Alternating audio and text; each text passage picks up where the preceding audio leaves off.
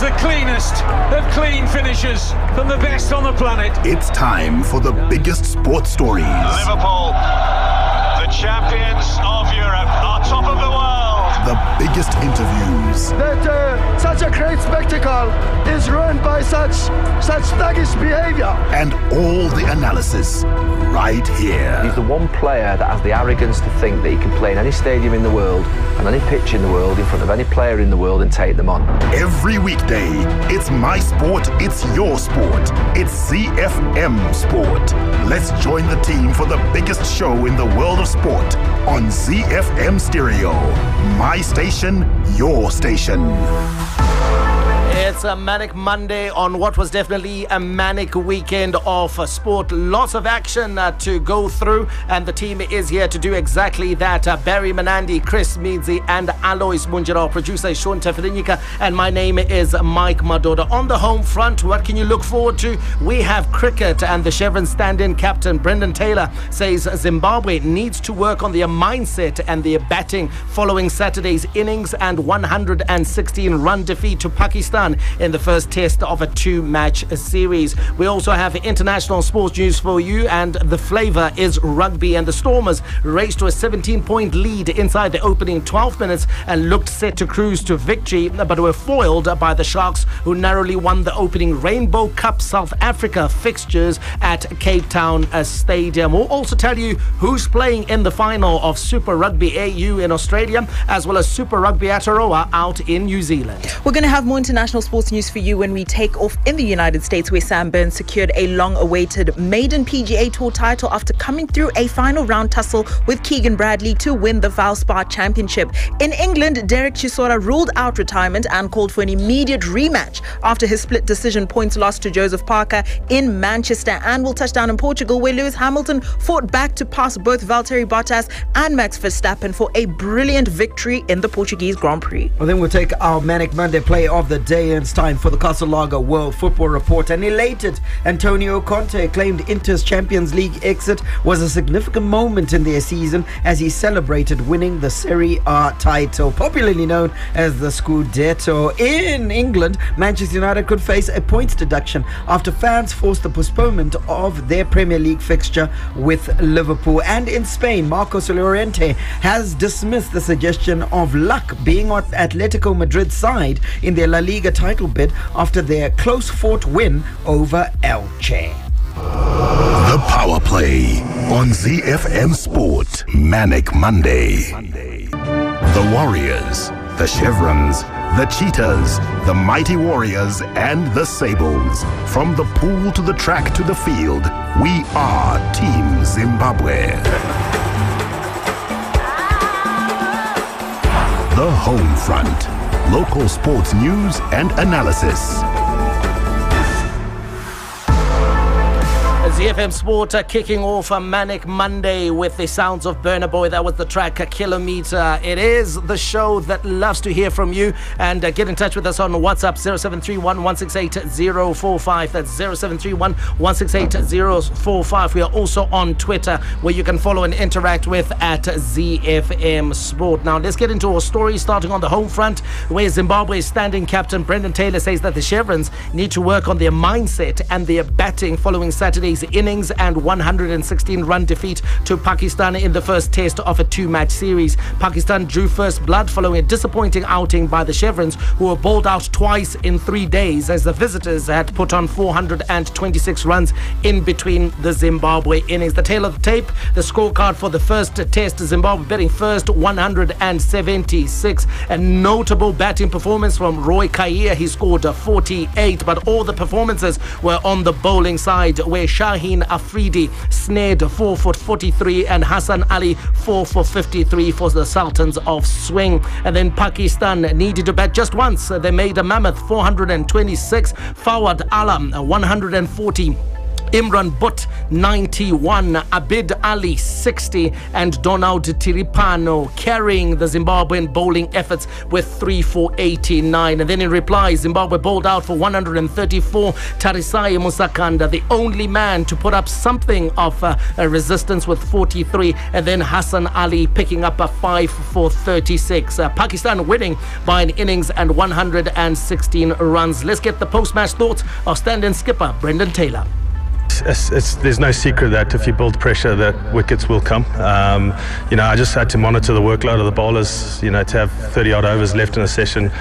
Do I bowl them into the ground or do I try and keep them fresh? We felt the scoreboard wasn't moving, so we just decided to hang on to old ball for a little bit longer. And then, the ball was quite hard this morning, and that's why we saw the movement this morning with the fairly new ball that was only 15 overs old. Day one's let us down. He bowled out in 2 sessions, and then to come out and field for 130 plus overs. You're always behind the 8 ball there, so we're shown up by a very good team, a much better side than us in this match. So we need to pull our socks up very quickly and try and make some adjustments for the next test match. No, we've asked for a pretty good wicket, maybe a little bit slow, but we've let ourselves down. We're a bit sloppy this game, and as a batting group we need to have a good look at ourselves and come back stronger. Brendan Taylor, Barry, talking about the need for the batting group to take a look at themselves and come back much stronger, because they were shown up by a very good Pakistan bowling attack. If you take a look at the performances of Hassan Ali and the amount of wickets he picked up in this game, Shaheen Afridi, we know that he troubles even the best batsmen in the world. We talked about our batsmen in the T20 series, that they simply hadn't been good enough, and same thing happening as well in the Test arena. Yeah, and I think that to those that don't realize the difference between going from the shorter format white ball cricket versus test cricket, they would have thought to themselves, we had a good chance in the test matches. Unfortunately, a test will do exactly that. It's going to test you. It's going to cause you to test the temperament of the basics, and can you implement the basics correctly. I'm glad that Brendan Taylor highlights the fact that they didn't do the basics correctly, and that you get punished against sides that are in the top tier of international cricket. So in truth, yes, then we need to take a good hard look at ourselves, but there is a lot of work that still needs to be done. A lot of work. Roy Kaia is a player that, Chris, a lot of fans had asked to be included in this game, to be given the opportunity to prove himself. He did have a stab, making 43 in 1 inning, so he can look at this and say, you know what, the team performance might have been poor, but from a personal perspective, he punched above his weight. He definitely punched above his weight, and to be the standout batsman, I think just speaks to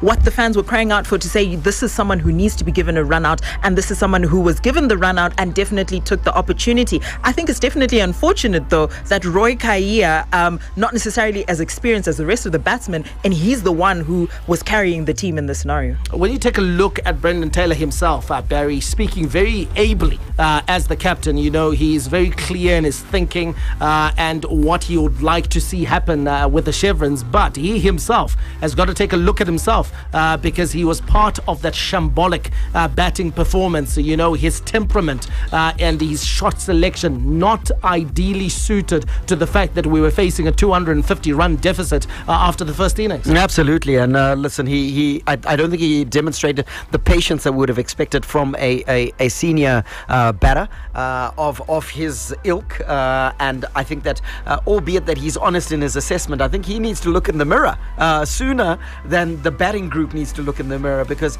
as the leader of the group, he needed to show that temperament you're talking about. And you look at him, he played one shot too many and hold out a delivery from left arm spinner Naum Ali. Hassan Ali ran back from mid-off to take a brilliant catch, and the celebration from the fielder showed how much. He threw away his wickets. He threw away his wickets. Yeah, exactly. Even if we narrate what the events, the basics is that he threw his wicket away, and you can't do that if you're in the leadership group. Absolutely. And of course, the net result is that Pakistan wrapped up a very comfortable and easy victory at Harare Sports Club, and they now have a 1-0 lead in this 2-test series. And of course, the second and final test gets underway on Friday at the same venue. Hi, my name is Sean Williams, Zimbabwe cricket captain. You're listening to ZiFM Sport. Z. Let's go to international cricket, IPL weekend results. England's Joss Buttler hit a magnificent 124 from 64 balls, his first T20 100, as the Rajasthan Royals beat the Sunrisers Hyderabad by 55 runs. I mean, I watched this innings. This was something to behold from the Englishman. Elsewhere, Shikhar Dhawan blazed an undefeated 69 from 47 balls to take the Delhi Capitals top of the standings after hammering Punjab Kings by 7 wickets in Ahmedabad. Kieron Pollard smashed to 87, not out from just 34 balls, as the Mumbai Indians completed the second highest successful chase in IPL history with a last ball 4-wicket win over the Chennai Super Kings in an absolute run fest. And of course, today's match between the Kolkata Knight Riders and the Royal Challengers Bangalore has been postponed after 2 KKR players tested positive for COVID-19. We'll give you, of course, all the updates coming out of India. This is something we discussed, isn't it, Chris, last week, where we talked about perhaps the money being the main obstacle to this tournament being called off. And now that they're getting positive tests within the different franchises, it might force a rethink. It might force a rethink, definitely, because what you have is a scenario where, in as much as, yes, there is a lot of money that is on the cards, I think what people will always point to, and why sport had come to a complete halt across the world initially, was that the preservation of human life is even more important than playing the sport, than the money on the cards. So we might definitely see a rethink, just taking a look at the situation out in India. Don't forget our WhatsApp number. We're on 0731-168-045. That number again, 0731-168-045. Follow and interact with us on Twitter at ZiFM Sport in our individual capacities, at Chris Midzi, at Gazaman14, for Alois Munjira, at Sean Tafirinika, at Barry Manandi, and at Mike Madoda. This is the Monday edition of ZiFM Sport. We take a look back at the weekend that was in the world of sport, local as well as international. Coming up, we've got a local sports news roundup, tennis, athletics, as well as news out of the Castle Lager Premier Soccer League, before we camp out on rugby from South Africa, where the Rainbow Cup is on, and there were some cracking matches over the weekend. And don't forget, the second half of the show is the beautiful game Internazionale. The blue half of the city of Milan crowned champions for the first time in a decade after they bagged the Scudetto. Hi, this is Benjamin Locke. I'm on the Zimbabwe Davis Cup team, and you're listening to ZiFM Sport. All right, let's give you a local sports news roundup, starting with tennis, where junior tennis sensation Kudzai Chapepa's stock continues to rise after yet another dominant performance on the regional stage, as she has now set her eyes on competing in the under 18 category. The 13-year-old won the Growth Point Free State Super 8 tournament in South Africa, proving that the future of Zimbabwe tennis can still be rescued if players get enough support. The rising star came from a set down to win the tournament after beating South African Abigail Vosloo 4-6, 6-1, 7-6 in the final. Congratulations to her. On to athletics news. It was another missed opportunity for athletics to register their first qualification to the Tokyo Olympics, as the men's 4x100 meter relay team failed to go beyond the heats at the World Relay Championships in Poland. Zimbabwe came last on 6th position in Heat 2 of 3 heats on Saturday with a time of 40.54 seconds. The top 8 teams at the championships automatically qualified for the Olympics. Let's wrap it up with Castle Lager Premier Soccer League news, where Premiership football clubs have expressed their happiness after the governors on Friday resolved to bring the game back this month. Top flight football in Zimbabwe was last played in December 2019, with action washed away last year due to the COVID-19 pandemic. The league has tentatively set the 17th of July as the kickoff date, but with a dress rehearsal tournament scheduled to begin on the 15th of May. Now, the tournament will be used as a case study on the feasibility of bringing back the league. From the front of the grid to the back of the net, it's ZiFM Sport.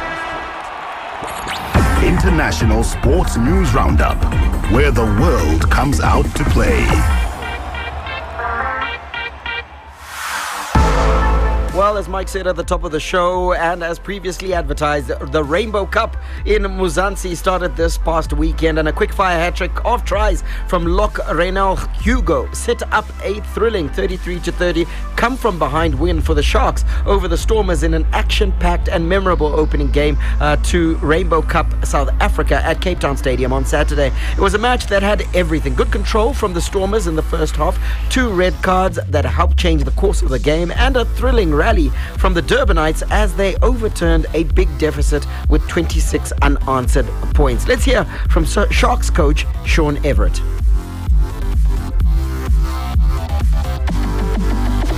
I think that was a bit of an understatement.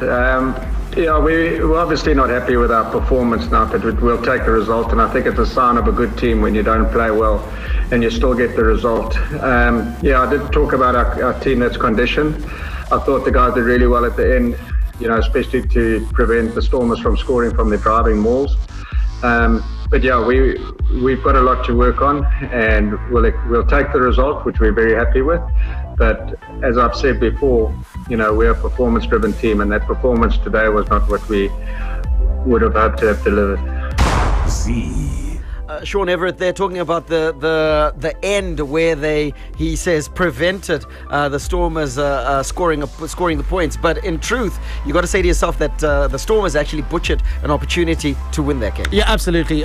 They led for long periods in this game, Barry, and then the Sharks were down as well to 14 men in the closing stages of the game, and they should have actually put enough pressure to score the try or get the points that they needed to get the victory, but the Sharks saw it off, and I wouldn't be as critical as Everett is, that's from a pundit's perspective, because I believe at this stage it's all about winning. They haven't played rugby for so long in South Africa, and so these guys haven't really hit their straps. So if you can get a win when you're not playing well, that's probably stands you in good stead as the tournament goes forward. Yeah, I'd more or less agree with what Mike is saying, because you got to look at it, Chris, and think to yourself that what Sean Everett should be focused on is really the character of his team, because to come from behind, score 26 unanswered points, that is a serious show of character, especially when your legs are giving in, given that they haven't played rugby for so long, and especially when you're playing a side with whom you have a rivalry like these two have.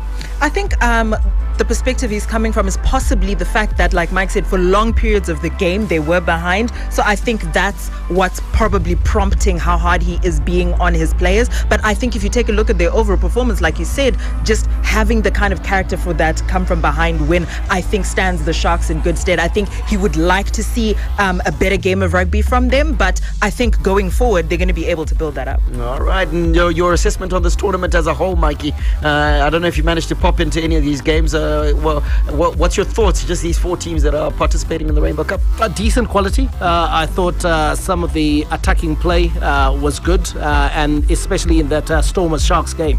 The rally from the Sharks, fantastic. The intensity, I hope is going to get better, and I'm sure it's going to get better as these guys get up to match speed.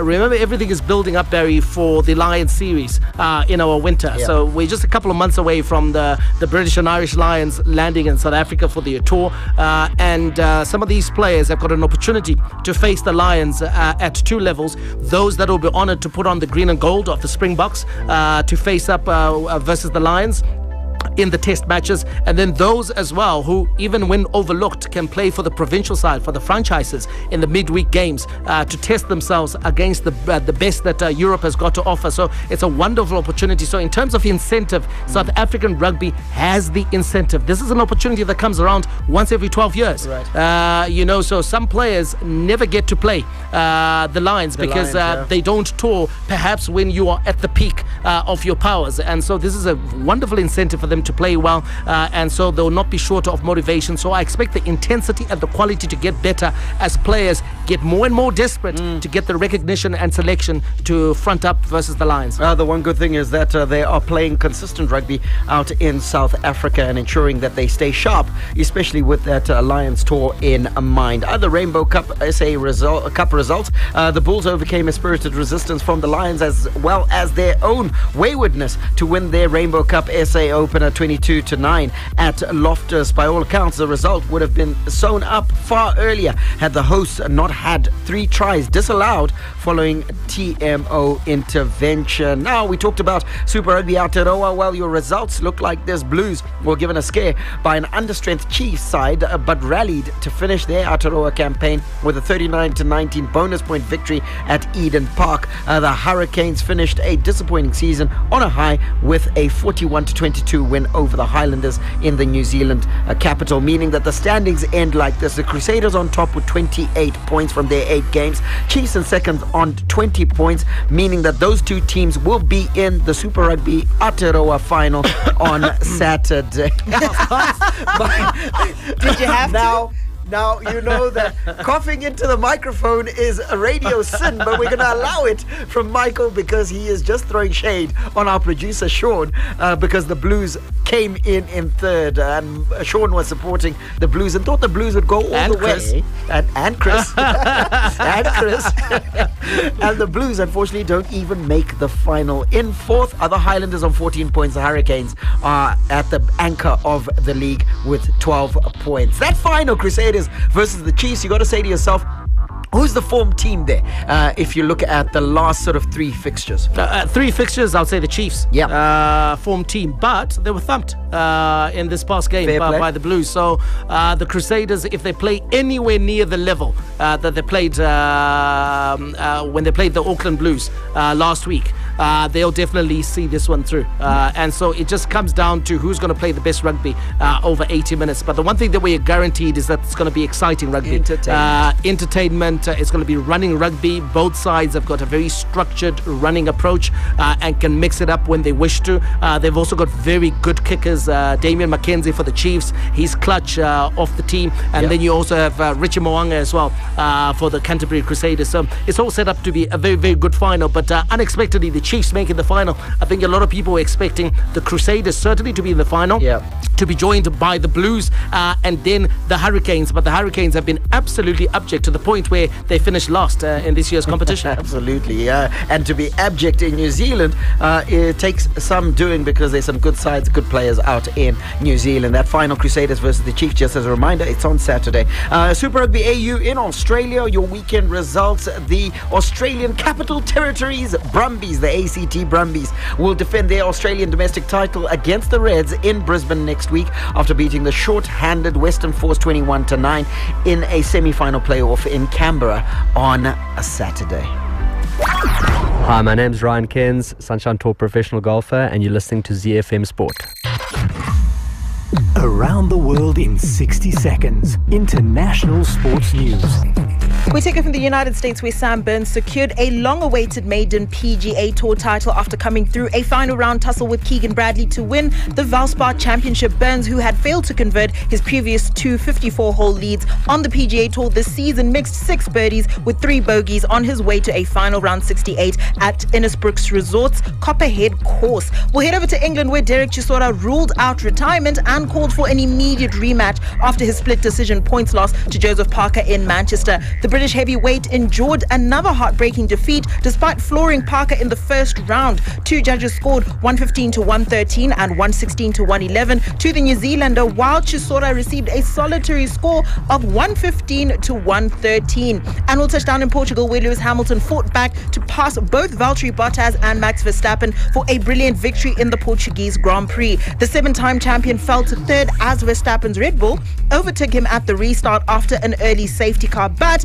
Hamilton passed Verstappen 4 laps later and then hunted down and did the same to his Mercedes teammate before moving on to control the race. Don't miss the full Formula One report on tomorrow's show. The Nerazzurri, the Black and Blues, Inter Milan. It's Romelu Lukaku, and it was never in doubt.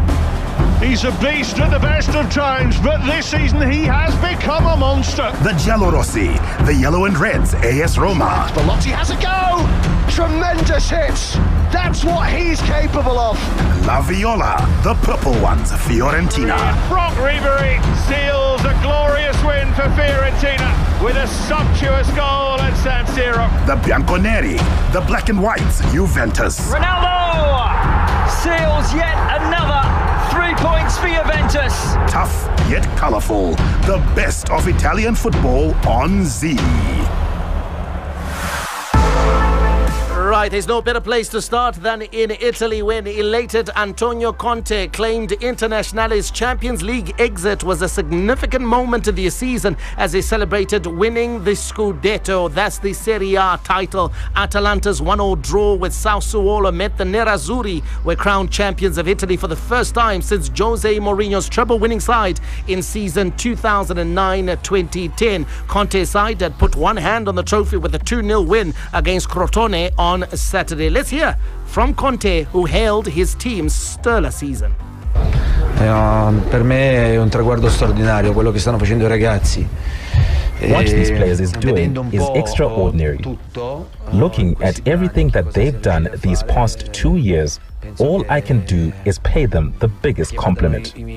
They've worked so hard. They've bought into this dream, and now we're one step away from realizing it. I saw a sense of satisfaction on the players' faces and an awareness that this will change the status of many of them. I've tried to drum in a winning mentality. I've repeatedly said there's only one way to make history with this club, and that's by winning. Winning is the only way to write your name into the annals of a club. I think for a big club like Inter, 11 years after the treble triumph, which the fans are understandably proud of, to win another title in the way that we've done it is wonderful and extraordinary, especially considering that another club's 9-year reign has come to an end. So I think this season has been extraordinary, and they deserve all of the credit for it. That win by Internazionale, ending a run of 9 consecutive Scudetti for Juve, 3 of which were won by Conte when he was in charge in 2011 to 2014. He's the man who actually got Juve on their journey. Alois Munjira joins us, and Alois, you've got to say that this here is an incredible achievement for Antonio Conte as a manager, because I'm going to reel off the amount of managers that have been in that hot seat but failed to do what he has done since Jose Mourinho. Rafael Benitez, Leonardo, Gianpiero Gasperini, Claudio Ranieri, Andrea Stramaccioni, Walter Mazzarri, Roberto Mancini, Frank De Boer, Stefano Vecchi, Stefano Pioli, Stefano Vecchi again, Luciano Spalletti, and now Antonio Conte. After 12 managers, he comes in and he gets the job done. Yeah, well done to Antonio Conte. You know, Mike, when you were reading that roster, you know, there's a like great coach. Yeah, who is of world coaches, and he came in and does it. And what impresses the most is that he is also responsible for 3 of the 9 Scudettos by Juve. Yeah. You know, so he comes in and he raised some of them for himself. You know, and guys, I should say I'm proud of you guys here in the studio as well, because you know last season there was a lot of talk when they were stuttering, you know, at the beginning of last season, and we stood by him here in the studio and say, you know what, he is building something. I think people are just impatient with this guy. You can actually tell that he is trying to build a team, and we actually predicted that. But next season, you know, give him next season. If he fails next season, then we can start talking. Yeah. And what has he done right now? Yes. You know, I wish we could just get that clip when we discuss this and you know, give ourselves a pat on the back. But we saw this coming. And we knew his pedigree as well. You know, somehow we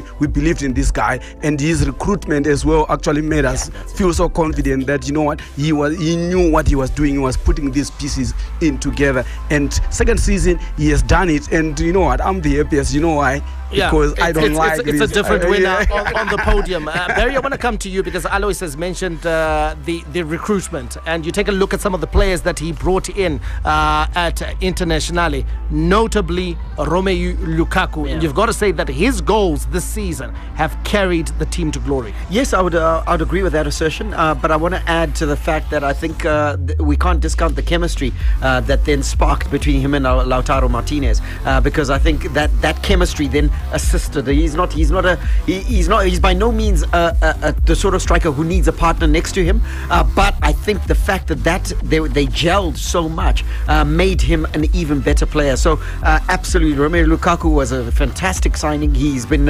instrumental to this Scudetto run, and nobody can discount the goals and their import in ensuring that Inter close this out. And Chris, he's looked like he's been motivated, hasn't he, Lukaku? He's looked like a player with something to prove, with a point to prove. Pundits, fans wrote him off after he left Manchester United. Yeah. He goes to Inter and he's got the job done. He's got the job done, and I think that also comes from the fact that he was working with a coach, a manager who trusted him, and he was given the opportunities over and over again, and he utilized them. And I think he's part of a team. I think just like what Aloy said, that this entire system works for Romelu Lukaku. Not that, they build the team around him, but I think the system in which he was working was one that was beneficial to him, and it really gave him the opportunity to sparkle and then show, it was not necessarily that he couldn't perform at Manchester United, it was the system around him. The system, and of course, this system at Internazionale has resulted in Romelu Lukaku scoring 21 goals, but he's also weighed in with 8 assists, and Barry talked about that combination with Lautaro Martinez. And of course, Lautaro Martinez has been on the receiving end of many of those assists from Romelu Lukaku, and Martinez himself has scored 15 and assisted 5. So these are guys, Alois, who are selfless in their play. And you go back to your playing career, and I think one of the things that made you and Stuart Marisa great is that you weren't just determined to score goals, but you also had an assist in yourselves for each other. Whether you were playing next to each other, whether Morgan Cantazo was in that game, you were guys that created opportunities for each other. And that's what we see at Inter. It's not about one guy, scoring all the goals, but it's been a combination. Of course, Mike. Like Chris said, it was about the chemistry. That chemistry was working for them, because when you look at the number of goals, at a club you don't want one source of goals. When you have 2 guys that are scoring goals for the team, 15 goals is not a small number. When you look at it, and this is a second striker. So you have another striker scoring 21. You've got another striker scoring 15. That's 36 goals already that they've got. Then when you look at their assists as well, so you actually have you can actually see that you've got a team that was working, that was attacking, that was scoring goals, which is also important for the club as well. When the team is scoring, when the chemistry is happening up front, you have got the defenders, they're smiling, they also have that confidence. Somehow when it's happening, when it's gelling, when the team is winning, everybody starts clicking, the confidence gets high for everybody else, and the defenders will be telling you, guys, if you score, we will make sure that they don't score here. Those are the conversations that actually happen in the changing room. When the defenders are happy that you are scoring, they feel the duty to actually defend for you, so that the team keeps on winning. So I think that chemistry and the just raw aura in that dressing room just carried them. They started believing in themselves probably halfway through the season, and it carried them on. Yeah, absolutely. And of course, their form in 2021 is really what has carried them to glory, and it's very impressive if you consider that they actually enjoyed a run of 2 wins in 10 games in all competitions in October and November, while December saw them crash out of Europe after 1 win from 6 games in the UEFA Champions League. But Inter, as things stand, 13 points clear at the top of Serie A, and they've only lost twice in all competitions since the beginning of 2021. Now, I'm going to give you the log standings in a bit, but I'm going to run through the Serie A weekend results first. Verona and Spezia 1-1 draw.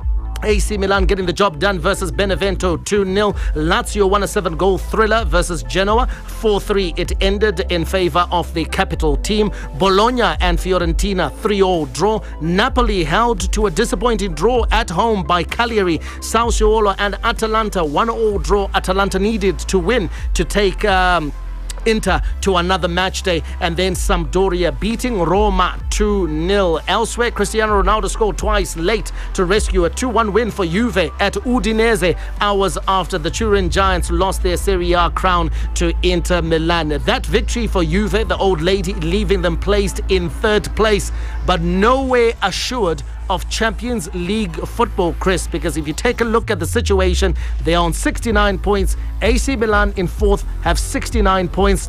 Atalanta in second have 69 points. Napoli in fifth are just 2 points behind on 67. And then there's Lazio with 64. But Lazio have a game in hand, meaning that if Lazio win that game in hand, they'll also have 67 points. And the scenario will be there will be 5 teams separated by just 2 points. Yeah, and it's we're going to see a lot of jostling. And unfortunately for Juventus, this is going to be incredibly tough, especially if you consider their form and if you consider just how the other teams are playing as well. It's incredibly tight and it's going to be a race right up until that last day. There's action tonight in Italy. It's Torino, the other team from Turin. They'll be taking on Parma.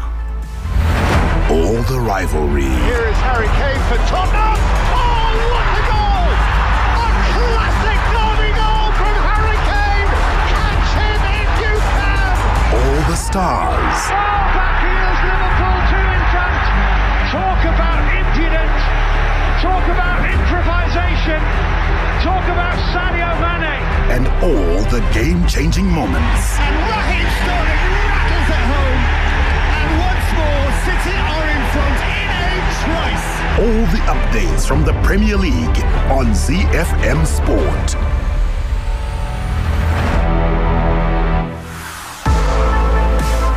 All right, let's head over to the Premier League now. Manchester United could face a points deduction after fans forced the postponement of their Premier League fixture with Liverpool. Under Premier League rules, points can be deducted where a club fails to ensure the safety of players and staff, as well as entry and exit from the ground. Now, this is an interesting plot twist, Mike, because you look at it and think to yourself that in truth, Manchester United as a club had little to do with the hooliganism that we saw, because a lot of people are calling it a protest, but in truth the protest was outside. Those that breached the perimeter wall and got into the stadium, started pulling at broadcast equipment, that's just hooliganism. This act of hooliganism was by the fans, and the club could suffer for it. Yeah, the fans will suffer for it because the club is held responsible for the actions of its fans. It's that simple, and that is the sad situation for Manchester United. They never asked for this. They never wanted the game to be postponed. They were ready. They were at the team hotel, ready to go over to Old Trafford. Liverpool was at the team hotel, ready to go over. Everything was ready for this game. But the fans then breached security and were able to go onto the field. And you can understand on a number of levels why the game wasn't played. And I think many of the considerations are around health and safety. Because, we saw, I think there were images of certain fans who were spitting on the surface. We saw them with the match balls, which they handled. We saw them obviously, go the length and the breadth of the stadium. And so they would have had to disinfect the entire stadium in order for that match to take place. But ultimately, the buck will stop with Manchester United, because they should have had the security in place to make sure that the facility wasn't breached. But I can also understand from their perspective, they weren't expecting any fans to be there, because these matches are being played behind closed doors. But they should have known that there were protests coming.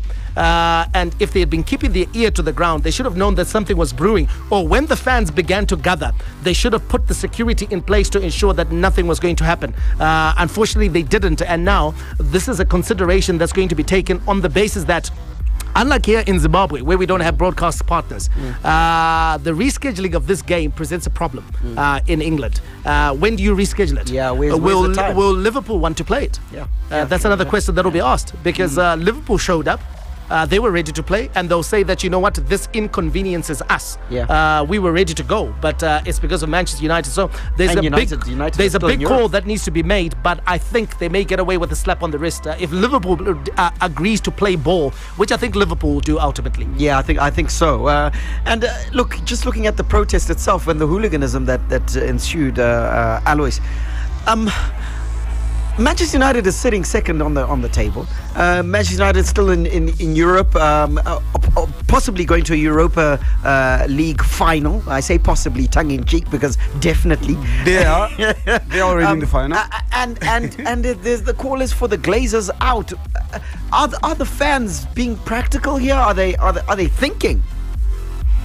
I don't know, Barry. I wish I knew deeper of the things that are happening at Manchester United. I wish I knew a lot more about their shenanigans, how they run the club exactly. Right? Because it doesn't. They're the owners of the club, and they are directors. There's an executive that runs the club, and So I wish I knew a lot more. But I thought the fans would have actually been very reasonable, to restrain themselves, especially those ones, because I heard that they've got a right to demonstrate, which was fine. A peaceful demonstration, that is. Yeah. But when you start scaling the fence, destroying things, then that's actually hooliganism. So that's criminal offence. I feel for Manchester United in that regard that they didn't have any control of that because they were not expecting fans. So the fans were not their responsibility at that particular time. Right. So it's now supposed to be the duty of the police. Even the police, when they knew that they were protests, they were supposed to be police, because they also knew that there are protests that are going on. Because usually when there is a protest, when it's actually known, you deploy police. Police gives you escort and security. Chris, to you as a Manchester United fan, and I suppose Alois can acknowledge by nodding or shaking his head, are you on the same boat as these fans are saying the Glazers out, or is it that you just want to see good football played on the football pitch, the Manchester United being competitive, which it is right now? And I think, look, a lot of the frustration was coming out of the talk that Manchester United was one of the quote-unquote aggressors in terms of the creation of the Super League and all of that. And in as much as I understand, as a fan still, I think we need to be a little bit sober as fans. In as much as you want to say Glazers out, okay, Glazers out, what's simply going to happen is that another big capitalist, likelihood is going to come in from America, probably is going to come in and take up that position. And why would the Glazers even sell at this point? This is a profitable enterprise for them, and they've sorted out whatever it was in terms of their debt and all of that using Manchester United. So where are the Glazers going? Likely nowhere. What this has done is, I think for me, it's probably dampened the spirit in terms of the players who were ready to go against Liverpool. They had racked up all of these points. They've got a nice cushion, and suddenly they can't play because their fans are the ones who are interrupting things. So for me as a fan, still no. And I think one of the things we also need to do is maybe we also need to separate the international fan from the local fan. Because the feeling is definitely different here in Zimbabwe and internationally to those who actually stay in Manchester. And those fans, I think, at a position where we say, yes, the Glazers have been good for Manchester United. United is in second place, but are they anywhere near challenging? I don't think so. These are guys that have been spoiled by success. Over the last 30 years, they have, or should I say, at least 25 of those 30 years, they were always the top team in England. They were always the team to beat. They won titles, multiple titles, and under Sir Alex Ferguson. They were the leading team, and now you take a look at their position locally in Manchester. They've been usurped by Man City. City is now the leading team, not just in the city of Manchester, but the leading team in England. You take a look at commercially, Liverpool has usurped them in terms of the commercial value. And Liverpool is just 100 million behind Manchester United, and they're actually predicting that by 2023, Liverpool as a franchise will be worth more than the Manchester United franchise. So all those things, I think, have led to a sense of frustration from fans who want to see Manchester United challenging at the top. Not Zogoro, we finished second and yet we are 13, 15 points behind Man City. That's not challenging. What they want is, you know what, yes, we can lose out to City, but let's be there going into the final weekend. Let's compete like what they used to do with Arsenal and Chelsea. It was tight. It was one on the final weekend and things like that. That's where United fans want this club to go back. They want it to go back to its glory days. Oh, well, the frustration bubbling over yesterday and causing that hooliganism that we saw at Old Trafford. And it could cost Manchester United dearly. But I agree with you, Mike. I think it's going to be a wrap on the wrist. And this game likely will be rescheduled. Your Premier League weekend results: Southampton 1-1 draw with Leicester City. Brighton 2-0 winners over Leeds United. Chelsea 2-0 over Fulham. Aston Villa 2-1 winners over Everton. Arsenal 2-0 over Newcastle United. And Tottenham Hotspur Hotspur 4-0 winners over relegated Sheffield United.